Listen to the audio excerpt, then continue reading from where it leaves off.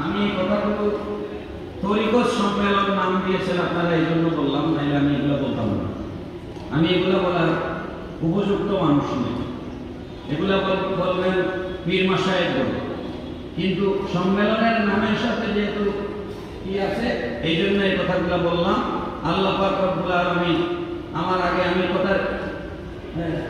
আমি কথা রিপিট করতে চাই নাই, যে আমার আগে আলাউদ্দিন জিয়াদি সাহেব যে কথাগুলো বলেছেন সবগুলো কথার সাথে আমি বিনা বাক্যে একাত্মতা পোষণ করছি। আপনারা আপনাদের ওয়ার্ডে ওয়ার্ডে, ইউনিয়নে ইউনিয়নে, উপজেলায় উপজেলায়, জেলায় জেলায় যখন হিজবুর রাসূল কমিটি করতে পারবেন তখন আপনি সফল হবেন। ঠিক।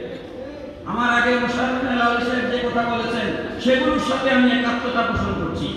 ওই কথাগুলো বারবার আমি আবার বললে তো ভালো লাগবে না, এই জন্য আমি ওই কথাগুলো বললাম না, নতুন কিছু বলার চেষ্টা করলাম।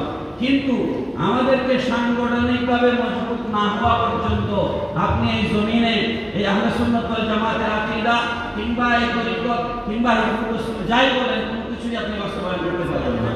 আল্লাহ পাক আমাদেরকে সাংগঠনিক মানসিকতা দান করুন। সবাই বলি আমিন। আসসালামু আলাইকুম।